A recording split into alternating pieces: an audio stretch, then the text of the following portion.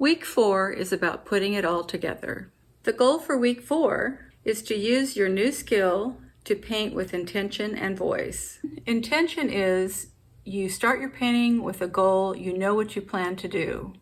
You're focusing on either values or you're focusing on brush strokes or a mood, but you start out knowing what you're going to do. By week 4, you've practiced simplifying shapes, painting boldly, and suggesting rather than defining. Now it's time to paint with purpose, combining these skills into finished or almost finished paintings. You'll explore painting by memory, choosing a personal focus, and giving yourself permission to interpret, not just represent. Day 1. Spend 2 to 3 minutes studying your reference, whether it's a photo, another painting, or you're actually out in plein air. Choose landscape, still life, or a figure. It's your choice. Then hide it and paint from memory. Why? This develops your ability to prioritize what matters most: mood, shape, value, without getting lost in details. Here's a couple of ways to approach today's exercise. Write down 3 words that describe the scene before you begin. Keep the brush moving, no stalling, and let the painting evolve as a response rather than a copy. For this painting, I've looked at my photograph for about 3 minutes. I kind of identified the aspects of it that I wanted to capture. I'm not looking at it anymore. And basically, I think what I want to do is portray the atmosphere of the day. It was beautiful. The sun was shining. It was cold, or cool, I should say. It was probably about 64 degrees. And I just remember thinking that those trees were beautiful, kind of like all by themselves on the side of a hill. So let's get started.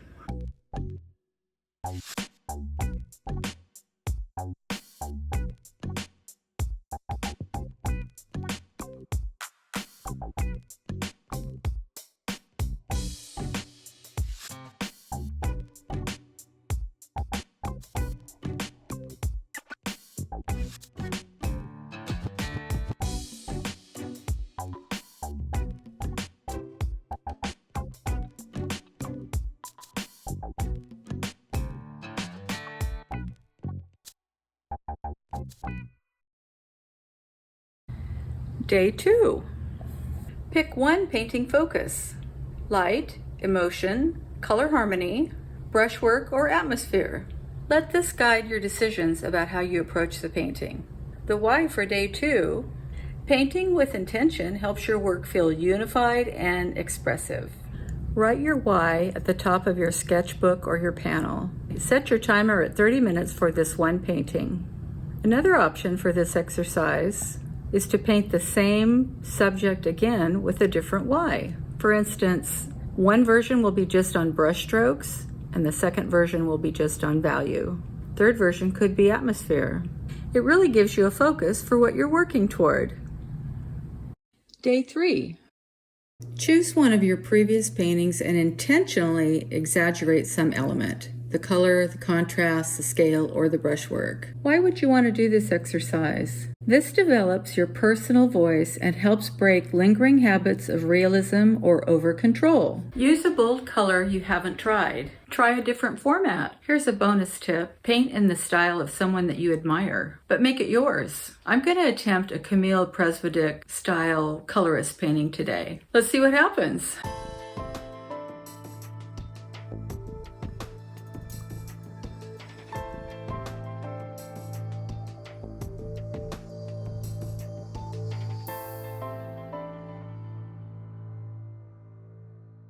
Well, I can't claim to be happy with that painting. I obviously don't know the colorist technique, but it was kind of fun. It was quick and fun and messy, and oh well, let's move on. Day 4. Now, to be honest, I really don't want to paint this orange again. I've painted it so many times, but I'm going to give it a whirl. I wonder if it'll be any different. Okay, one last orange.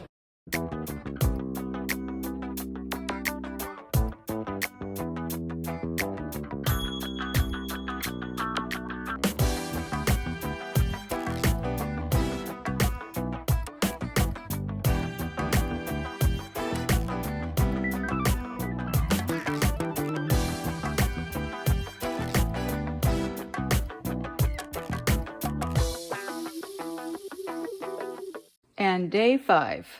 On day 5, you're going to celebrate with a loose, joyful painting. Paint something because you want to. No prompts, no time limit, just your brush, your colors, and your rhythm. Why? You've earned the freedom to play. You've put in a lot of work in the last 4 weeks. This is where your style begins to show up. Pick a subject that makes you happy or curious. Let the painting evolve. No fixing, no judging. You're having fun, remember? Write down how it felt. What surprised you? So it's been an interesting 4 weeks.